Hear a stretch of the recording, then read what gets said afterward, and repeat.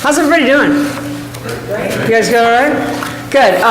My name is Kelly McDonald, and I am a professional speaker and an author, but I'm actually not going to be doing a presentation today that is, any kind of a formal kind of thing. What I'm going to be doing is moderating a panel discussion that you all have chosen to come to. And so I'd like to introduce our panel now. What we have is four professionals who have volunteered to give up their time this morning to talk with you about the things that, as purchasing agents and people who make major decisions for their companies and their customers, how they make those decisions and what's on their hearts and minds as they make those decisions, and how might you benefit from the insights that they're going to share.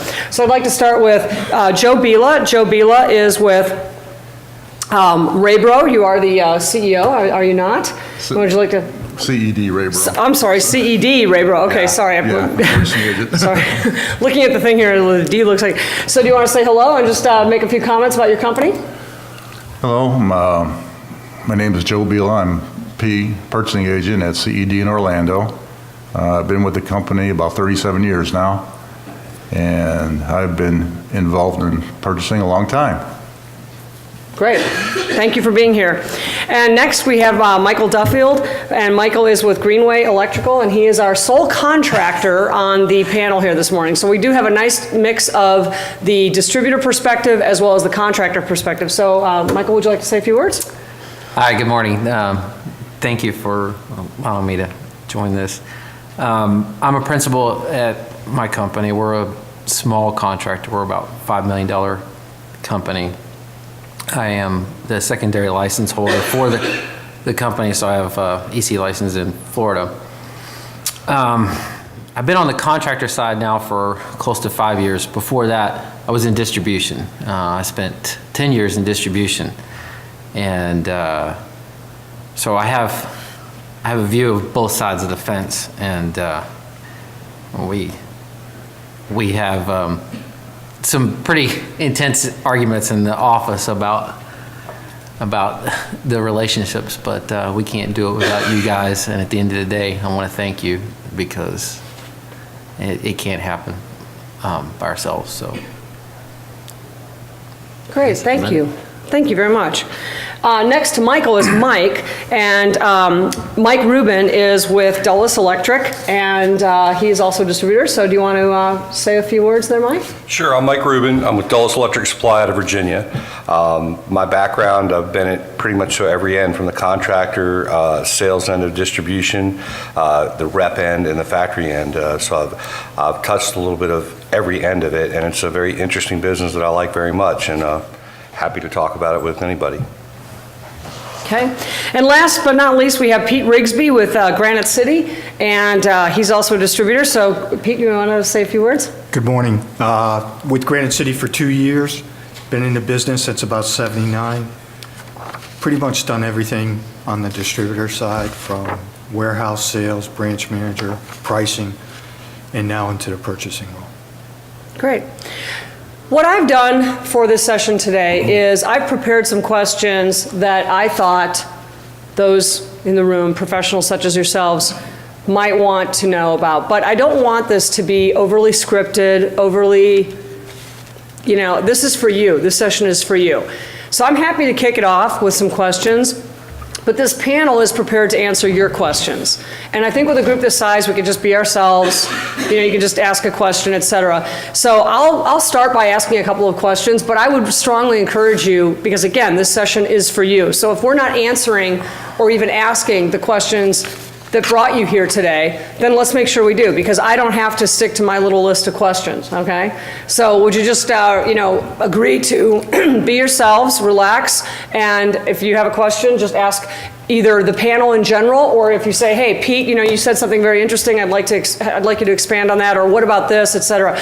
Don't be afraid to speak. Don't be afraid to challenge. Don't be afraid to share if you have a different perspective. I mean, that's what this session is about. This is a very different type of session than what some of the other sessions where you've got a speaker and a PowerPoint presentation, etc. This, again, is a conversation, and it's a conversation that's been crafted for you, and again, you obviously felt like it was important enough for you to be here at 9 o'clock in the morning. So with that, I guess I'll just start by asking, is there anybody who came with a specific question that they would love to ask a contractor or a distributor? Yes, sir. Would you like to, and please, if you would, just so, because we are recording this and also for the benefit of the perspective, if you wouldn't mind just introducing yourself when you speak for. Scott Schwartz from Hill Electric Supply in Glens Falls, New York. Hi, Scott. For our contractor, what misconceptions do you believe that distributors have about contractors in the purchasing process? From working on both sides of the fence, and I worked in distribution first, a lot of the misconceptions that we had is the contractor is always trying to find a way to put money back in his pocket because he'll bid the job and then beat the distributor down looking for that margin that they gave away on bid day.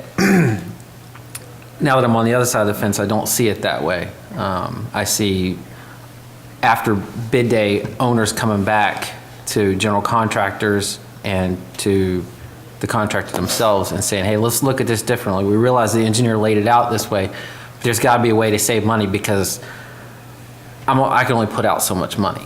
And that's when we go back to distributors. Sometimes the story is not clear coming back down through the food chain, and you have a lot of contractors that have big egos and they say, look, we got to have 10% or we got to have 15% on commodities or talk to the gear manufacturer.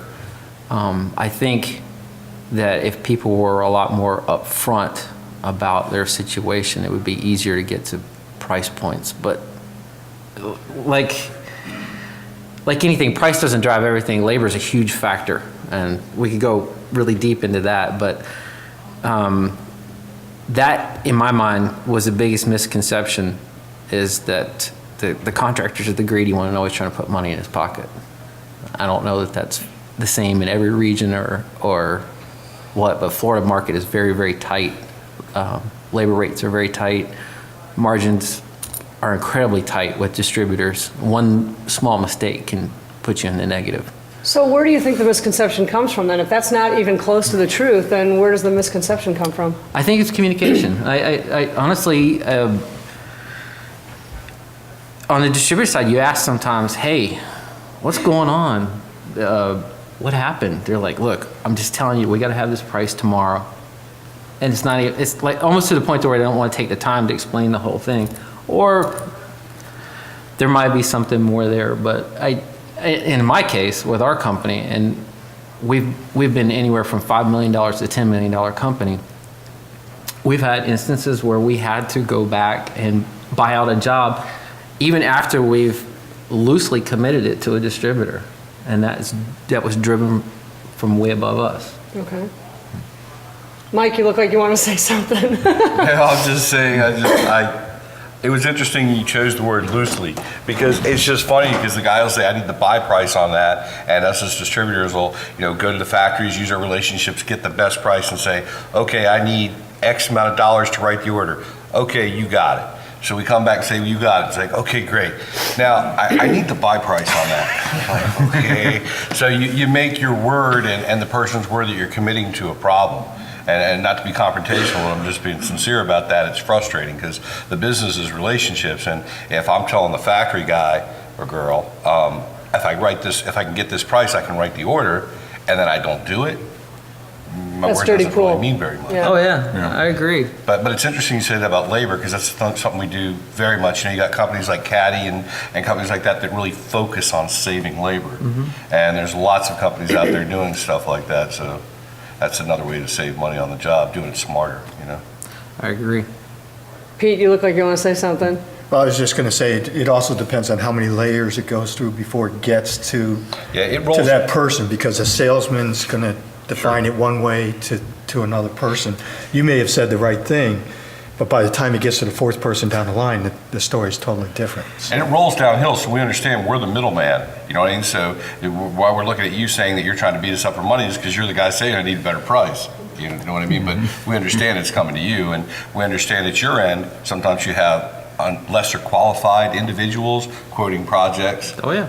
And you're trying to get the project and make your money, so, and that's all, like you said, the key's the communication and understanding it, so. I think one of the things that contractors in general forget, or they know it, but they don't recognize it, is the distributor is our bank. As a contractor, our terms will get extending out every year. It seems like further and further, 90 days.